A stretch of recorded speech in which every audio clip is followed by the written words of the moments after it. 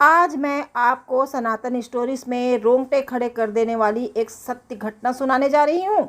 एक बहुत ही रोमांचक स्टोरी जिसमें एक व्यक्ति की जगह स्वयं श्री कृष्ण ने युद्ध लड़ा।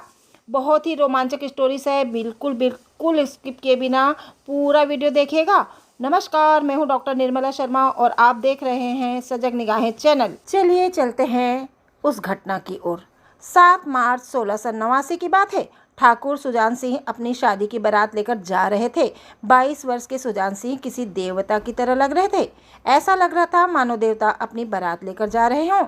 उन्होंने अपनी दुल्हन का मुख भी नहीं देखा था। शाम हो चुकी थी, इसलिए रात्रि विश्राम के लिए छापोली में पड़ाव डाल दिया। कुछ ही क्षणों में उन्हें गायों में लगे घुंघरुओं की आवाज़ें सुनाई देने लगी। आवाज़ें स्पष्ट नहीं थी, फिर भी वे सुनने का प्रयास कर रहे थे, मानो वे आवाज़ें उनसे कुछ कह रही हैं। सुजान सिंह ने अपने लोगों से कहा, शायद ये चरवाहों की आवाज़ है, जरा सुनो वे क्या कहना चाहते हैं। गुप्तचरों ने सूचना दी कि युवराज, ये लोग कह रहे हैं कि कोई फौज देवड़े पर आई है। वे चौंक उठे। फौज? किसकी फौज? कैसी फौज? किस मंदिर पर आई है? जवाब आया, युवराज, ये औरंगजेब की बहुत ही विशाल सेना है, जिसका सेनापति दराब खान है, जिसने खंडेला के बाहर पड़ाव डाल रखा है। कल खंडेला स्थित श्री कृष्ण मंदिर को तोड़ दिया जाएगा। निर्णय हो चुका था। एक ही पल में सब कुछ बदल गया। शादी के खुशनुमा चेहरे अचानक सख्त हो चुके थे। कोमल शरीर वज्र के समान कठोर हो चुका था। जो बाराती थे वे सेना में तब्दील हो चुके थे। वे अपनी सेना के लोगों से विचार विमर्श करने लगे। तब उनको पता चला कि उनके पास सिर्फ 70 लोग थे। तब वे रात्रि के समय में बिना एक पल गंवाए पास के गांव से कुछ आदमी इकट्ठे कर लिए। करीब 500 घुड़सवार अब उनके पास हो चुके थे। अचानक उन्हें अपनी पत्नी की याद आई, जिसका मुख भी वे नहीं देख पाए थे, जो डोली में बैठी हुई थी। क्या बीतेगी उस पर, जिसने अपना लाल जोड़ा भी ठीक से न देखा हो। वे तरह तरह के विचारों में खोए हुए थे। तभी उनके कानों में अपनी माँ को दिए वचन याद आए, जिसमें उन्होंने राजपूती धर्म को न छोड़ने का वचन दिया था। उनकी पत्नी भी सारी बातों को समझ चुकी थी। डोली के तरफ उनकी नजर गई। उनकी पत्नी मेहंदी लगे हाथों को निकालकर उन्हें इशारा कर रही थी। मुख पे प्रसन्नता के भाव थे।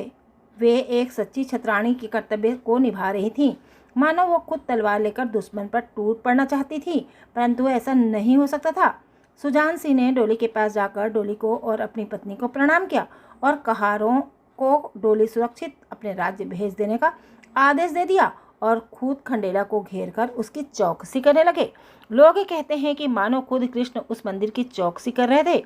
उनका मुखड़ा भी श्री कृष्ण की ही तरह चमक रहा था। 8 मार्च 1689 को दराब खान की सेना आमने सामने आ चुकी थी। महाकाल भक्त सुजान सिंह ने अपने इष्ट देव को याद किया और हर हर महादेव के जय घोष के साथ 10,000 की मुगल सेना के साथ सुजान सिंह के 500 लोगों के बीच घनघोर युद्ध आरंभ हो गया। सुजान सिंह दराब खान को मारने के लिए लपके और 40 मुगल सेना को मौत के घाट उतार दिया। ऐसे पराक्रम को देखकर दराब खान ने पीछे हटने में ही अपनी भलाई समझी, किंतु सुजान सिंह अब रुकने वाले कहाँ। जो भी उनके सामने पड़ रहा था, मारा जा रहा था। ठाकुर सुजान सिंह साक्षात मृत्यु का रूप धारण करके युद्ध कर रहे थे। ऐसा लग रहा था मानो खुद महाकाल ही युद्ध कर रहे हों। इस बीच कुछ लोगों की नज़र सुजान सिंह पर पड़ी, लेकिन ये क्या, सुजान सिंह के शरीर पर तो सिर है ही नहीं। लोगों को घोर आश्चर्य हुआ, लेकिन उनके अपने लोगों को यह समझते देर नहीं लगी कि सुजान सिंह तो कब के मोक्ष को प्राप्त कर चुके हैं। ये जो युद्ध कर रहे हैं, ये सुजान सिंह के इष्ट देव हैं।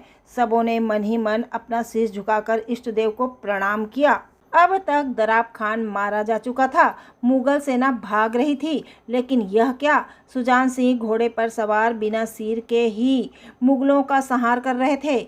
उस युद्ध भूमि में मृत्यु का ऐसा तांडव हुआ, जिसका अंदाजा इसी बात से लगाया जा सकता है कि मुगलों की 7,000 सेना अकेले सुजान सिंह के हाथों मारी जा चुकी थी। जब मुगल की बची खुची सेना पूर्ण रूप से भाग गई, तब ठाकुर सुजान सिंह का धड़ मंदिर की तरफ बढ़ लिया। इतिहासकार बताते हैं कि जिन्होंने देखा, उन्होंने बताया सुजान के शरीर से दिव्य प्रकाश का तेज निकल रहा था।